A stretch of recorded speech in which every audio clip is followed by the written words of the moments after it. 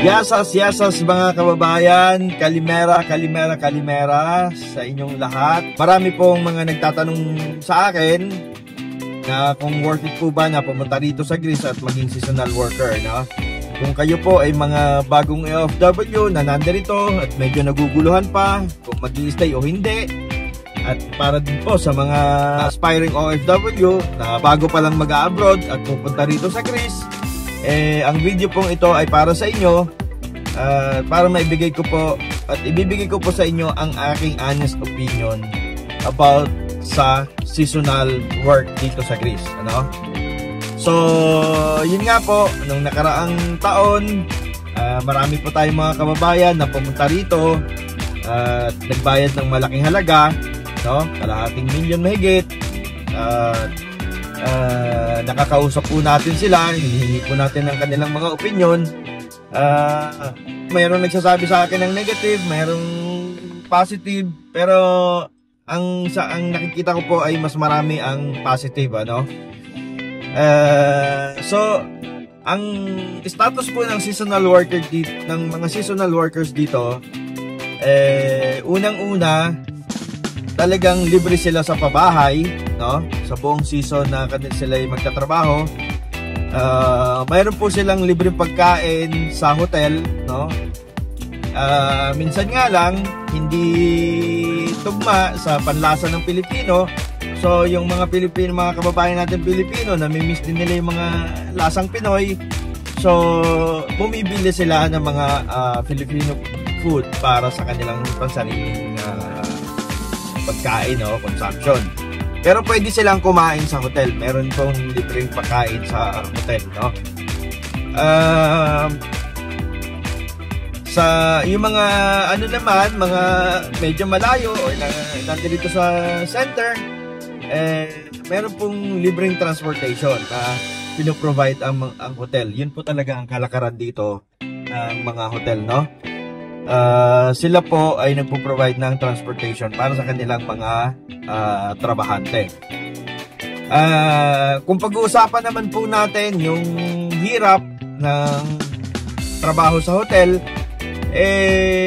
wala naman talaga pong trabaho hindi mahirap. Lahat naman po ay talagang mahirap, lalong-lalo na pagka skilled worker ka, no? Ang nakikita kong pinakamahirap talaga sa hotel, yung mga housekeeping. Sila po talaga yung mga masyadong pagod, masyadong hirap, pero bibigyan sila ng tips ng mga guests kasi meron silang personal contact sa mga guests. So pagka nagustuhan ng guest yung service nila, naaabutan sila ng magandang tips. Yung ang advantage sa mga housekeeping, no? Doon naman po sa food and beverage department, ang maganda po sa food and beverage department, pag waiter ka, doon din yung tips, no? Malakihan din ang tips doon kasi lalo na pagka yung a la carte ang inyong service, maganda magbigay ng tips sa mga foreigner dito. Sa kitchen staff naman, sila medyo mas malaki ang sahod nila kaysa sa mga service crew, no? Usually lalo na pagka talagang well experienced ka ng kusinero. Yun po ang mga katotohanan dito. So ang swelduhan po, ang sweldo pong natatanggap sa hotel in general, no? Ito po ay sasabihin ko na lang po yung average range ng sweldo sa hotel, no? Nagsisimula po ng 950 ang sweldo sa hotel, at ang pinakamataas po dyan sa mga skilled worker po ito, no, sa mga Pilipino, based sa aking experience, ay nasa 1,500. Pag ikaw ay medyo well experienced na, sinasabi ko sa kusina, umaabot po yan ng 1,800 pataas, no? Pero po yun, talaga kailangan magaling na kayo, head chef na kayo ng isang Asian restaurant or ng isang restaurant, ano, yun matataas na yun. So sa mga helper, sa mga line cook, mga ganyan, so nagre-range lang po yan sila ng 950 to 1,500.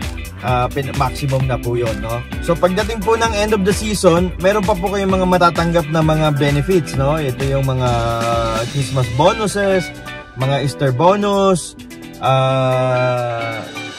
mga para sa inyong mga leave, no? Mga sick leave bonuses.